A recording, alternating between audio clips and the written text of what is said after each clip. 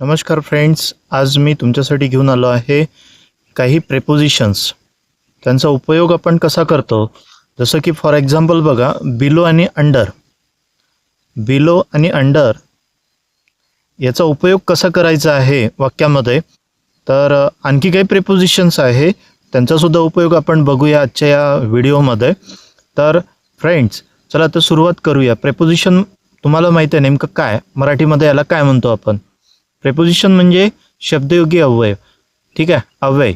तर याचा मराठीमध्ये अर्थ मी तुम्हाला सांगितला. तर आता अर्थ काय होतो, किती प्रेपोजिशन्स आहे, भरपूरच आहे, आणि त्याचा उपयोग कसा करायचा वाक्यामध्ये, तर हे सर्व माहिती आपण आजच्या या व्हिडिओमध्ये बघूया. चला सुरुवात करतो. तर बिलो आणि अंडर. आता तुम्हाला माहीत आहे बिलो म्हणजे काय, खाली, आणि अंडरमध्ये सुद्धा काय होते, खाली. तर यामध्ये आपल्याला ज्यावेळेस आपण एक्झाम्पल बघू, जसं बघा, below the entrance. Below the entrance म्हणजे प्रवेशद्वाराखाली. अंडर द वॉटर, पाण्याखाली. A river flows under the bridge. A river flows under the bridge, पुलाखालून. ठीक आहे. तर म्हणजे ॲक्च्युली म्हणजे आपण अगोदरच्या व्हिडिओमध्ये प्रेपोजिशन्स हा पार्ट पाहिलेला होता, पण त्यामध्ये अबोव आणि ओव्हर हे दोन प्रेपोजिशन त्या ठिकाणी आपण बघितले. त्याचा उपयोगसुद्धा तुम्हाला मी सांगितला. तर त्याचे अपोजिशनमध्ये जो वर्ड्स आपण वापरतो बिलो आणि अंडर, ते दोन वर्ड्स आहे. ठीक आहे. तर बिलोचा अर्थ खाली किंवा खालून होतो, हां, आणि अंडरचा अर्थसुद्धा खाली किंवा खालूनच होतो. तर लक्षात आलं असेल तुमच्या. आणि आता मी एक्झाम्पलसुद्धा तुम्हाला सांगितले त्याचे. त्यानंतर दुसरे दोन शब्द आहे बिसाईड आणि बिसाइड्स. याच्यामध्ये फरक बघा. बिसाईड हा जर शब्द तुम्ही त्या ठिकाणी वापरला प्रेपोजिशन म्हणून, तर बिसाईड म्हणजे काय होते, बाजूला. पण याच बिसाईडला जर यस लावला, ॲपॉस्ट्रॉफी यस जर लावला बिसाइड्स, तर त्याचा अर्थ होतो शिवाय. ठीक आहे. असा प्रेपोजिशनमध्ये फरक आहे. तर स्पेलिंग लक्षात घ्यायचे, वर्ड्स लक्षात घ्यायचे, त्याच्यानंतर आपल्याला त्या ठिकाणी वापरता येतील. बरोबर आहे. मी सांगितलं बिसाईड, BESID, बिसाईड असा जर वर्ड वापरला त्या ठिकाणी, तर त्याचा अर्थ काय होईल, बाजूला. आणि बिसाइड्स याचा अर्थ काय होईल, शिवाय. BESIDES. ठीक आहे, लक्षात राहील. आता beside new English high school, new English हायस्कूलच्या बाजूला काय होतं, बिसाईड न्यू इंग्लिश हायस्कूल म्हणजे न्यू इंग्लिश हायस्कूलच्या बाजूला. आणि दुसरा शब्द आहे beside this there is one more problem. Besides this there is one more problem. याखेरीज किंवा याशिवाय तिथे आणखी एक काय आहे, समस्या आहे. तर अशासारखे भरपूरसे प्रेपोजिशन आहे. त्याचा वापर कसा करायचा, चला तर आणखी दोन्ही वर्ड्स तुमच्या लक्षात आले असेल. दुसरा आहे by, near, near by, past. हे सर्व प्रेपोजिशनच आहे. बरोबर आहे. आता by, near, near by, past याचा सर्वाचा अर्थ एक एक आपण बघणारच आहोत.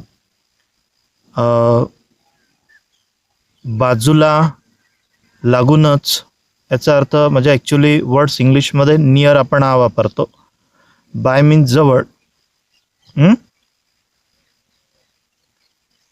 आणि नियर मीन्स जवळपास, यासाठी आपण वापरतो. नियर बाय जवळ. त्याच्यानंतर तर अशा प्रकारे हे जे वर्ड जे आहे, जे या ठिकाणी दिलेले आहे तुम्हाला किंवा सांगितले आहे, बाय, नियर, नियर बाय आणि पास्ट, तर हे सर्व प्रेपोजिशन आहे. बघूया नेमका याचा उपयोग कसा करायचा आहे आपल्याला. Ravi had sat by me. Ravi had sat by me. Ravi माझ्या बाजूला बसला होता. रवी माझ्या बाजूला बसला होता. Ravi had sat by me. ठीक आहे. तर बाय हे जे आहे हे काय आहे, प्रेपोजिशन आहे, लक्षात ठेवा. दुसरं, Panvel is near Mumbai. Panvel is near Mumbai. Panvel मुंबईजवळ आहे.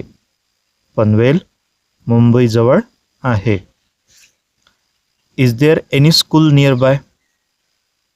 Is there any school nearby. जवळपास एखादी शाळा आहेत का. Is there any school nearby. Nearby जवळपास एखादी शाळा आहे का. ठीक आहे. त्यानंतर I went just past your house. I went just past your house. मी तुझ्या घराच्या बाजूनेच गेलो. मी तुझ्या घराच्या बाजूनेच गेलो. लक्षात राहील. आपण जे प्रेपोजिशन सांगितले बाय, नियर, नियर बाय आणि पास्ट, या चारही प्रेपोजिशनचा उपयोग कसा करायचा ते तुम्हाला मी या ठिकाणी सांगितलं. ठीक आहे. त्यानंतर आहे बाय, टिल, अंटिल, बिफोर. ठीक आहे. तर असो, तर नेक्स्ट व्हिडिओमध्ये बघू आपण. पण फ्रेंड्स, आतापर्यंत मी जे तुम्हाला सांगितलं, जे प्रेपोजिशन सांगितले, below, under, beside, besides, by, near, near by, past, याच्याबद्दल नीट तुमच्या लक्षात आलं असं एक्झाम्पलसहित मी तुम्हाला उदाहरण ते दिलेले आहेत. बरोबर आहेत. आता समोर चला घेऊन घेऊ बाय, टिल, अंटिल, बिफोर. तर याचा अर्थ काय होतो, पर्यंत. अर्थाने बाय वापरताना सांगितल्यात जात असलेल्या वेळेच्या आधीपर्यंतचा असा त्याचा अर्थ होतो. याउलट सांगितल्या जात असलेल्या वेळेच्या पूर्ण वेळेपर्यंत असे म्हणण्यासाठी टिल, अंटिल वापरले जाते. टिल, अंटिल समानार्थी आहेत. नेहमीच्या वापरात टिल तर थोड्याशा औपचारिक वापरात लिखाणात अंटिल वापरतात. बिफोरचा अर्थ तुम्हाला माहीत असेल. ठीक आहे. आधी किंवा पूर्वी असा होतो.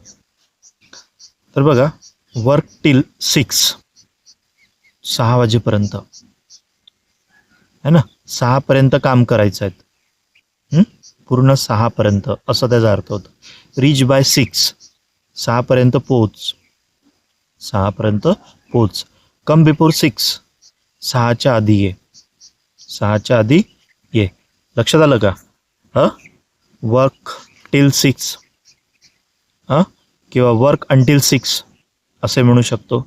Reach by 6, reach by 6, come before 6 हे कदाचित लक्षात आलं असेल तुमच्या. मग आत म्हणण्यासाठी इन, तर आतमध्ये म्हणण्यासाठी इनसाइड वापरतो आपण. बंद वस्तूच्या आतमध्ये म्हणण्यासाठी इनपेक्षा इनसाइड वापरता येते. लक्षात राहील. We couldn't see inside. We couldn't see inside. आम्ही आतमध्ये पाहू शकलो नाही. Let's go in. The door is open. चला, दार उघडं आहे. ठीक आहे. तर फ्रेंड्स, अशासारखी ही काय आहेत प्रेपोजिशन आहे जे मी तुम्हाला सांगितलं. तर नक्कीच जर पाठ तुम्हाला समजला असेल तर नक्कीच कमेंट्स करा. आणि तुम्ही व्हिडिओ बघता तर तसंच आवडले तर लाईक करत जा आणि एक कमेंटसुद्धा करत जा. ठीक आहे. म्हणजे माझंसुद्धा इन्स्पायरेशन वाढेल आणि चांगले चांगले व्हिडिओ मी सुद्धा तुमच्यासाठी घेऊन येऊ शकतो. ठीक आहे. तर त्याच्यामुळं माझी एक रिक्वेस्ट आहे सर्वांना, जो व्हिडिओ बघत आहे त्यांनी लाईक आणि कमेंट्स नक्की करा.